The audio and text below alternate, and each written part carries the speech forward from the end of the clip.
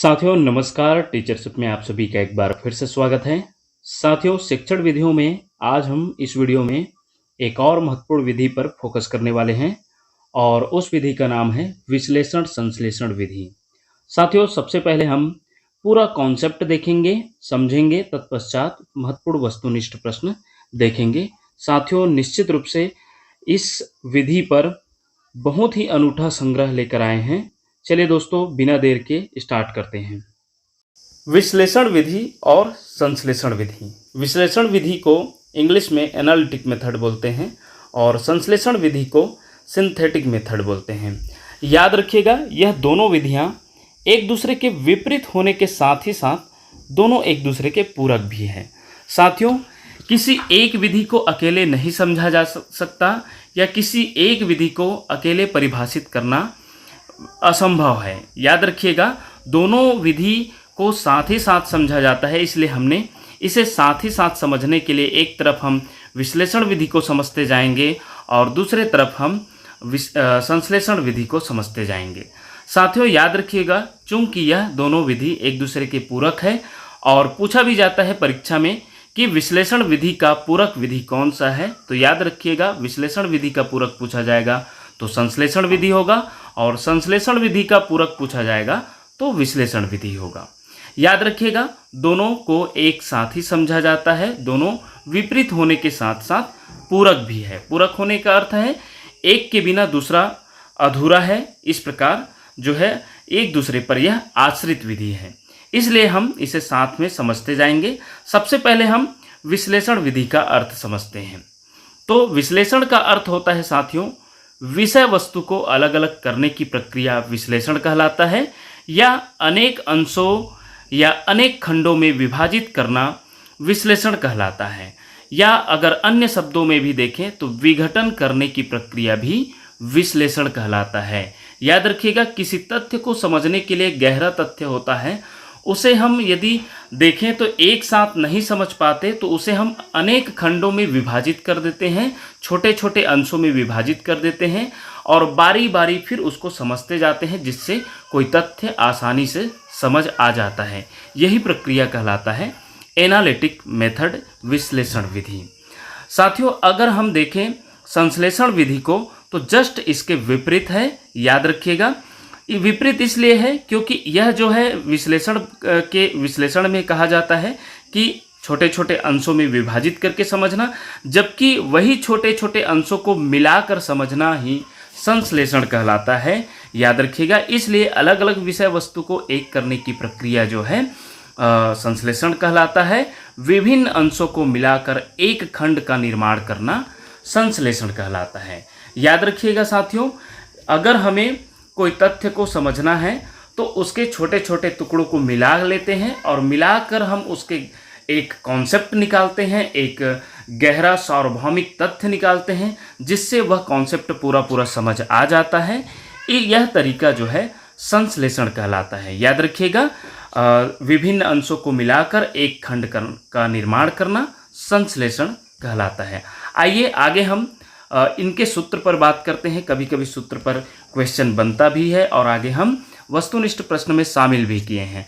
तो विश्लेषण विधि का सूत्र देखें तो पहला है अज्ञात से ज्ञात की ओर बढ़ा जाता है। याद रखिएगा साथियों विश्लेषण विधि जो है अज्ञात से ज्ञात की ओर बढ़ा जाता है, और दूसरा है प्रमाण से प्रत्यक्ष की ओर बढ़ा जाता है, और तीसरा है निष्कर्ष से तथ्यों या अनुमान की ओर बढ़ा जाता है। याद रखिएगा और वही हम संश्लेषण विधि का सूत्र देखें तो इसमें इसके जस्ट विपरीत हो जाता है। ज्ञात से अज्ञात की ओर बढ़ा जाता है, प्रत्यक्ष से प्रमाण की ओर बढ़ा जाता है और अनुमान से निष्कर्ष की ओर बढ़ा जाता है। पहले दो लाइन की बात करें, अज्ञात से ज्ञात की ओर विश्लेषण विधि में हमने निगमन विधि का जस्ट इसका पालन करते देख रहे हैं, और वही संश्लेषण विधि को ये फर्स्ट दो लाइन सूत्र में देखें तो यह आगमन विधि के नियम को अपना रहा है। ज्ञात से अज्ञात की ओर बढ़ा जाता है तो यह आगमन विधि में भी होता है। आगे हम एमसीक्यू प्रश्न में देखेंगे भी कि कौन सा विधि है, कौन सा सिद्धांत है जिसमें ज्ञात से अज्ञात की ओर बढ़ा जाता है। यदि संश्लेषण विधि और आगमन विधि दोनों दिया है तो उसका आंसर दोनों आएगा। आगे हम इसके चरण की बात करते हैं साथियों। तो विश्लेषण विधि का चरण या पद होता है। पहला पद होता है समस्या की प्रस्तुति। याद रखिएगा, बच्चों के सामने सबसे पहले किसी तथ्य की समस्या की प्रस्तुत किया जाता है, समस्या का, और फिर उसका अनुभव कराया जाता है समस्या की अनुभूति के द्वारा। और तीसरा होता है समस्या का फिर विश्लेषण कराया जाता है। यह जो है विश्लेषण विधि का चरण या पद हुआ, इससे भी प्रश्न बनता है। और वही संश्लेषण विधि का चरण या पद देखें तो पहला है समस्या के आधार का ज्ञान। सबसे पहले उस समस्या के आधार का ज्ञान होता है, फिर जो है दूसरा में समस्या का ज्ञान होता है, फिर तीसरा जो चरण होता है समस्या का हल कराया जाता है। इस प्रकार साथियों यह जो है देखा जाए तो संश्लेषण विधि का अर्थ हुआ, चरण या पद हुआ। आगे हम देखने वाले हैं विश्लेषण विधि और संश्लेषण विधि का गुण देखेंगे साथियों। निगमन विधि में सबसे पहला गुण है, यह एक मनोवैज्ञानिक विधि है, याद रखिएगा। इस विधि में विद्यार्थी स्वयं सीखता है। और तीसरा पॉइंट देखें तो विद्यार्थी में खोज व अनुसंधान की प्रवृत्ति का विकास होता है, याद रखिएगा। विद्यार्थी इस विधि के द्वारा खोज व अनुसंधान करने की प्रवृत्ति का विकास होता है। और चौथा पॉइंट देखें तो विद्यार्थी में तर्क शक्ति, विचार, विश्लेषण शक्ति का विकास होता है। और पांचवा पॉइंट देखें तो विश्लेषण विधि द्वारा अर्जित ज्ञान स्थायी होता है, याद रखिएगा। और वही छठवां देखें गुण तो अध्यापक तथा छात्र दोनों सक्रिय होते हैं। इस विधि में याद रखिएगा अध्यापक तथा छात्र दोनों सक्रिय होते हैं। और सातवां है गणित में विशेष उपयोगी है। और आठवां उच्च कक्षाओं में यह उपयोगी विधि है, याद रखिएगा। और नौवां पॉइंट देखें तो यह विधि जो है तर्क प्रधान विधि है, याद रखिएगा साथियों। आगे हम प्रश्न इसका शामिल भी किए हैं। निश्चित रूप से आप देख सकते हैं कि निश्चित रूप से आगे आपको बहुत ही बेहतरीन आपको वस्तुनिष्ठ प्रश्न देखने को मिलेगा, जिसमें आपको ये भी देखने को मिलेगा कि यह एक तर्क प्रधान विधि है। कौन सा तर्क प्रधान विधि है, विश्लेषण विधि या संश्लेषण विधि? तो याद रखिएगा विश्लेषण विधि जो है तर्क प्रधान विधि है। और वही अगर हम देखें संश्लेषण विधि में उसका गुण देखें तो याद रखिएगा पहला है सरल व संक्षिप्त विधि है, संश्लेषण विधि, याद रखिएगा सरल व संक्षिप्त विधि है। दूसरा है तथ्यों के आधार पर समस्या समाधान करती है। और तीसरा है पाठ्यक्रम समय पर पूर्ण करने में सहायक होती है। और चौथा है समय व श्रम कम लगता है, याद रखिएगा। गुण के हिसाब से देखा जाए साथियों तो विश्लेषण विधि को ज़्यादा अच्छा माना गया है और ज़्यादातर इसमें गुण शामिल है, और वही संश्लेषण विधि में कम। और आगे हम इसका दोष देखने वाले हैं कि इस विधि में कौन कौन सा दोष देखने को मिलता है और संश्लेषण विधि में कौन कौन सा दोष देखने को मिलता है, याद रखिएगा। इनसे भी क्वेश्चन बनता है। चलिए आगे हम बढ़ते हैं। तो चलिए साथियों अब हम विश्लेषण विधि और संश्लेषण विधि का बारी बारी हम दोष भी देखते हैं, क्योंकि सभी चीज़ों का कुछ न कुछ जो है मेरिट डिमेरिट होता है, गुण और दोष। तो अभी हम ऊपर गुण देखे हैं, अब हम दोष देखेंगे। तो विश्लेषण विधि के दोष से भी प्रश्न पूछा जाता है, संश्लेषण विधि के दोष से भी प्रश्न बनता है। तो पहला देखते हैं विश्लेषण विधि का। तो विश्लेषण विधि का महत्वपूर्ण दोष है छोटी कक्षाओं के लिए यह अनुपयुक्त है, याद रखिएगा। छोटी कक्षाओं के लिए यह अनयूज मेथड है, याद रखिएगा। छोटी कक्षाओं के लिए बिल्कुल भी ठीक विधि नहीं है। दूसरा देखा जाए तो पाठ्यक्रम समय पर पूर्ण नहीं हो पाती, याद रखिएगा, यह इसका बहुत ही महत्वपूर्ण दोष है। तीसरा देखें तो समय व श्रम अधिक लगता है, याद रखिएगा। और चौथा है कुशल अध्यापकों की कमी, याद रखिएगा। इस विधि को समझाने के लिए कुशल अध्यापकों की कमी होने के कारण भी यह विधि जो है एक महत्वपूर्ण दोष के रूप में देखा जाता है। और वही संश्लेषण विधि की दोष की बात करें तो पहला है बालकों में मानसिक शक्ति का विकास नहीं हो पाता, याद रखिएगा। रटने की प्रवृत्ति पर बल दिया जाता है, इसलिए देखा जाए तो मानसिक शक्ति का विकास नहीं हो पाता। तीसरा देखा जाए तो शिक्षक अधिक क्रियाशील और विद्यार्थी निष्क्रिय होते हैं। इसमें शिक्षक को ज़्यादा जो है काम करना पड़ता है और विद्यार्थी जो है निष्क्रिय होते हैं। चौथा देखा जाए तो मनोविज्ञान के सिद्धांतों के विपरीत होते हैं, याद रखिएगा। और पांचवा है प्राप्त ज्ञान अस्थायी होता है। याद रखिएगा, यह जो है संश्लेषण विधि का महत्वपूर्ण दोष है। देखा जाए तो विश्लेषण विधि का गुण ज़्यादा है और संश्लेषण विधि का दोष ज़्यादा है। इसलिए देखा जाए तो संश्लेषण विधि और विश्लेषण विधि में कौन ज़्यादा बेस्ट है या कौन ज़्यादा बेटर है पूछा जाए तो निश्चित रूप से विश्लेषण विधि को ज़्यादा अच्छा माना जाता है, और कुछ न कुछ उसका दोष भी है जिसे आपके सामने प्रस्तुत किए। अब हम विशेष बिंदु पर बात करेंगे दोनों विधियों के। तो विश्लेषण विधि का विशेष देखा जाए तो इस विधि का प्रयोग जो है साथियों रेखा गणित में किया जाता है, अंक गणित में या बीज गणित की समस्याओं को हल करने में किया जाता है। याद रखिएगा, जैसे कि इस विधि का प्रयोग उस समय किया जाता है जब किसी साध्य को हल करना हो। याद रखिएगा, साध्य का यहाँ अर्थ है साथियों, थ्योरम जानते होंगे, प्रमेय। तो प्रमेय को सिद्ध करने के लिए साथियों, प्रमेय को इंग्लिश में थ्योरम भी बोलते हैं, तो थ्योरम को प्रूफ करने के लिए इस विधि का प्रयोग किया जाता है। बहुत ही इम्पॉर्टेंट है, याद रखिएगा। रेखा गणित, अंक गणित या बीज गणित में का भी इसमें जो है देखा जाए तो बहुत उपयोग होता है। जब रेखा गणित में कोई रचना करनी होती है तो इस विधि का उपयोग होता है, याद रखिएगा। और तीसरा देखा जाए तो अंक गणित में किसी समस्या को हल करने के लिए उपयोग होता है। वही देखा जाए, अब हम संश्लेषण विधि की बात करें। विश्लेषणात्मक विधि द्वारा ज्ञात की गई साध्य की उपपत्ति या किसी समस्या के हल को संश्लेषणात्मक विधि द्वारा प्रस्तुत किया जाता है। याद रखिएगा, जैसे कि हम किसी थ्योरम को विश्लेषण विधि के द्वारा सिद्ध करते हैं तो उसमें जो उपपत्ति, जो छोटे छोटे खंड के द्वारा जो है जोड़ा जाता है, उसे प्राप्त किया जाता है, तो वह संश्लेषणात्मक विधि द्वारा प्रस्तुत किया जाता है। याद रखिएगा, हमने सबसे पहले ही बताया है कि दोनों विधि साथ ही साथ चलती है। जैसे कि किसी थ्योरम को आप यदि निश्चित रूप से गणित में अगर आप 12वीं या कॉलेज किए होंगे तो आपको पता होगा कि थ्योरम को सिद्ध करने के लिए हर एक स्टेप अपनाया जाता है और हर एक स्टेप जरूरी होता है, और वो छोटा छोटा स्टेप को मिलाकर ही जो है देखा जाए तो वह प्रूफ किया जाता है। अर्थात विश्लेषण द्वारा उसे खंडों में बांटा जाता है और उन्हीं खंडों को मिलाकर संश्लेषण द्वारा उसे प्रूफ कर दिया जाता है। इसलिए उसकी जो प्रस्तुति होती है थ्योरम का, साध्य का, तो वह संश्लेषण विधि द्वारा होता है।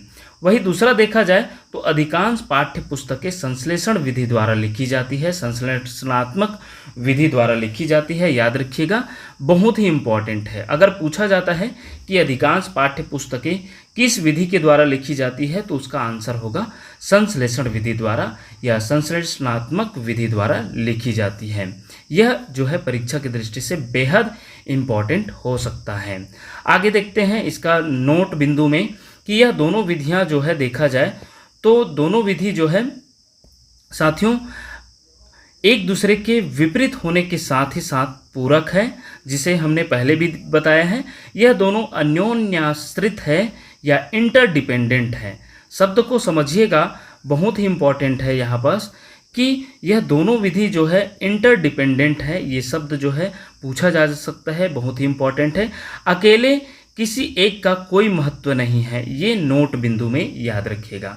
चलिए साथियों, ये तो रहा विश्लेषण और संश्लेषण विधि का पूरा कॉन्सेप्ट। अब हम जो बचा खुचा रहेगा उसे हम महत्वपूर्ण वस्तुनिष्ठ प्रश्न के माध्यम से समझेंगे, जो कि निश्चित रूप से बहुत ही इम्पोर्टेंट होने वाला है। तो साथियों, ये रही हमारा वस्तुनिष्ठ प्रश्नों का संग्रह, विश्लेषण संश्लेषण विधि से वस्तुनिष्ठ प्रश्न। पहला प्रश्न है, सूचना के सभी अंशों को एक साथ रखना तथा ज्ञात से अज्ञात की ओर बढ़ना कहलाता है। यह जो है सीजी टेट प्राइमरी में 2016 में और 2022 में दोनों में पूछा गया है सेम प्रश्न। तो याद रखिएगा साथियों, सूचना के सभी अंशों को एक साथ रखना तथा ज्ञात से अज्ञात की ओर बढ़ना, यह विधि कहलाता है। तो याद रखिएगा, संश्लेषिक विधि है। संश्लेषण विधि में जो है सूचना के सभी अंशों को एक साथ रखा जाता है और ज्ञात से अज्ञात की ओर बढ़ा जाता है, इसलिए इसका आंसर जो है ऑप्शन बी होगा। चलिए साथियों, हमारा नेक्स्ट क्वेश्चन है। साथियों, हमने इसे क्वेश्चन पेपर से उठाकर यहाँ पर टाइप करते नहीं बना तो शामिल किए हैं। याद रखिएगा, यह सीजी टेट प्राइमरी में 2016 में पूछा गया प्रश्न है। याद रखिएगा, A/B = C/D, A/B - 2A = C/D minus 2A, D bracket में A minus 2A equal B और ब्रैकेट में C माइनस 2AD। यह हल करने की कौन सी विधि है पूछा जा रहा है। साथियों, इस प्रकार का प्रश्न पूछा गया था जिसका आंसर लिया गया था ऑप्शन ए, संश्लेषिक विधि। याद रखिएगा, इसका ऑप्शन ए आंसर होगा। याद रखिएगा, लिया गया आंसर ऑप्शन ए था। चलिए आगे बढ़ते हैं। हमारा नेक्स्ट क्वेश्चन है, विश्लेषण विधि की पूरक विधि कहा जाता है। ऑप्शन ए है आगमन विधि, ऑप्शन बी है निगमन विधि, ऑप्शन सी है संश्लेषण विधि और ऑप्शन डी है निरीक्षित स्वाध्याय विधि को। याद रखिएगा, हमने ऊपर कॉन्सेप्ट में बताया भी है कि विश्लेषण विधि का पूरक आएगा या संश्लेषण विधि का पूरक आएगा, तो दोनों जो है एक दूसरे के पूरक है, तो इसका जो आंसर होगा ऑप्शन सी होगा। आगे बढ़ते हैं साथियों। हमारा नेक्स्ट क्वेश्चन है, संश्लेषण विधि है। ऑप्शन ए है समस्या को छोटे छोटे भागों में विभक्त करना, ऑप्शन बी है खंडित समस्या को पुनः एकत्रित करना, ऑप्शन सी है उदाहरण द्वारा समस्या हल करना, ऑप्शन डी है सूत्र द्वारा समस्या हल करना। याद रखिएगा, संश्लेषण विधि में जो है सूचनाओं के छोटे छोटे अंशों को मिलाकर समझा जाता है, अर्थात हम खंडित समस्या को पुनः एकत्रित करना, इसका जो है आंसर होगा साथियों। याद रखिएगा, ऑप्शन बी इसका आंसर होगा। आगे बढ़ते हैं साथियों। नेक्स्ट है, किस विधि में समस्या को छोटे छोटे टुकड़ों के रूप में प्रस्तुत कर समस्या का विच्छेदन किया जाता है, विघटन किया जाता है? तो निश्चित रूप से छोटे छोटे टुकड़ों में विभक्त करने की प्रक्रिया को विश्लेषण विधि कहते हैं। इस प्रकार का टाइप का प्रश्न भी आ सकता है, इसलिए हमने शामिल किए हैं। इसका आंसर ऑप्शन ए होगा। चलिए नेक्स्ट क्वेश्चन की तरफ जाते हैं। रेखागणित के प्रश्नों को हल करना किस विधि से उपयुक्त है? कौन सा विधि उपयुक्त है? तो निश्चित रूप से इसका भी आंसर हमने समझ चुके हैं, तो निश्चित रूप से इसका आंसर ऑप्शन डी होगा। आगे बढ़ते हैं। विश्लेषण विधि के संबंध में कौन सा सही है पूछा जा रहा है। ऑप्शन ए है मनोवैज्ञानिक दृष्टिकोण पर आधारित होती है, तो निश्चित रूप से सही है। छात्र की अन्वेषण क्षमता, खोज करने की क्षमता और आत्मनिर्भरता का विकास होता है, तो ये भी सही है। छात्र स्वयं नवीन समस्या का हल खोजता है, तो बिल्कुल ये भी सही है। इसलिए इसका जो आंसर होगा उपरोक्त सभी। निश्चित रूप से विश्लेषण विधि के गुण से यह प्रश्न पूछा गया है। आगे बढ़ते हैं। छात्रों की रचनात्मक शक्तियों का विकास होता है। ऑप्शन ए है अंकगणित के शिक्षण से, ऑप्शन बी है रेखागणित के शिक्षण से, ऑप्शन सी है बीजगणित के शिक्षण से और ऑप्शन डी है इनमें से कोई नहीं। याद रखिएगा, क्रिएटिविटी, रचनात्मक शक्तियों का विकास होता है, तो वह जो है साथियों ऑप्शन बी होगा, रेखागणित के शिक्षण से जो है रचनात्मक शक्तियों का विकास होता है। आगे बढ़ते हैं। हमारा नेक्स्ट क्वेश्चन है, व्यवहारिक जीवन के लिए अधिक उपयोगी है। ऑप्शन ए है बीजगणित, ऑप्शन बी है रेखागणित, ऑप्शन सी है अंकगणित और ऑप्शन डी है इनमें से कोई नहीं। तो निश्चित रूप से इसका जो आंसर होगा ऑप्शन सी होगा, अंकगणित होगा। आगे बढ़ते हैं। नेक्स्ट क्वेश्चन है, निम्नलिखित में से कौन सी विधि तर्क प्रधान विधि है? तो निश्चित रूप से ये बहुत ही इंपॉर्टेंट प्रश्न हो सकता है साथियों। तर्क प्रधान विधि पूछा जा रहा है, तो निश्चित रूप से यह जो है ऑप्शन बी इसका आंसर होगा। विश्लेषण विधि जो है तर्क प्रधान विधि है। आगे बढ़ते हैं। ज्ञात से अज्ञात की ओर सिद्धांत लागू होता है। ऑप्शन ए है विश्लेषण विधि, ऑप्शन बी है संश्लेषण विधि, ऑप्शन सी है आगमन विधि, ऑप्शन डी है बी और सी दोनों। निश्चित रूप से ऊपर हम समझे भी हैं, तो याद रखिएगा संश्लेषण विधि में भी ज्ञात से अज्ञात की ओर बढ़ा जाता है और आगमन विधि में भी, इसलिए इसका आंसर दोनों होगा। ऑप्शन डी इसका आंसर होगा। आगे बढ़ते हैं। विश्लेषण विधि का दोष है। ऑप्शन ए है यह विधि छोटे बालकों के लिए उपयोगी नहीं है, ऑप्शन बी है समस्या हल करने में समय ज़्यादा लगता है, ऑप्शन सी है पूरा पाठ्यक्रम इस विधि से हल नहीं किया जा सकता और ऑप्शन डी है उपरोक्त सभी। तो निश्चित रूप से साथियों यह जो है तीनों बिंदु जो है इनके दोष है, इसलिए इसका जो आंसर होगा ऑप्शन डी होगा, क्योंकि जो है विश्लेषण विधि में जो है छोटे बालकों के लिए अर्थात छोटे क्लासों के लिए यह उपयोगी नहीं है, समस्या हल करने में ज़्यादा समय लगता है और पूरा पाठ्यक्रम इस विधि से हल नहीं किया जा सकता। इसलिए इसका जो आंसर होगा ऑप्शन डी होगा। आगे बढ़ते हैं, नेक्स्ट क्वेश्चन है, एक छात्र रेखा गणित आकृतियों के चित्र बड़ी कुशलता के साथ बना लेता है। छात्र की दक्षता का संबंध किस उद्देश्य से है? ऑप्शन ए है अभिरुचि, ऑप्शन बी है अभिवृत्ति, ऑप्शन सी है कौशलात्मक और ऑप्शन डी है ज्ञानात्मक। तो याद रखिएगा इसका आंसर कौशलात्मक होगा। आगे बढ़ते हैं, प्रश्न 14 है, बाबूलाल गणित के अध्यापक गणितज्ञों को सम्मान की दृष्टि से देखता है, उनके संबंध में सकारात्मक सोच रखता है। इस शैक्षिक उद्देश्य का संबंध किस उद्देश्य से है? तो याद रखिएगा इसका आंसर होगा साथियों अभिवृत्ति, याद रखिएगा। आगे बढ़ते हैं, हमारा नेक्स्ट क्वेश्चन है, जब एक छात्र गणित की समस्या को स्वयं हल कर सकता है तो वह शिक्षण के किस उद्देश्य की पूर्ति कर रहा होता है? तो याद रखिएगा इसका आंसर होगा ज्ञानोपयोग। आगे बढ़ते हैं, हमारा नेक्स्ट क्वेश्चन है, एक छात्र आयत, त्रिभुज, वर्ग आदि की परिभाषा बता सकता है, बताओ उस छात्र का यह ज्ञान किस उद्देश्य से संबंधित है? तो याद रखिएगा इसका आंसर ज्ञानात्मक उद्देश्य है। इस प्रकार साथियों जो है हमने विश्लेषण और संश्लेषण विधि से रिलेटेड महत्वपूर्ण वस्तुनिष्ठ प्रश्न तो किए ही, और 2-4 ठो यह जो है देखा जाए तो शैक्षिक अभिरुचि से संबंधित है, और ऐसा जो प्रश्न है निश्चित रूप से पूछा जाता है। जो देखा जाए तो हमें जो है इसे शामिल करना, इसलिए हम इसको उपयोगी समझा। इस प्रकार साथियों देखते रहिए आपका अपना चैनल टीचरशिप। धन्यवाद साथियों।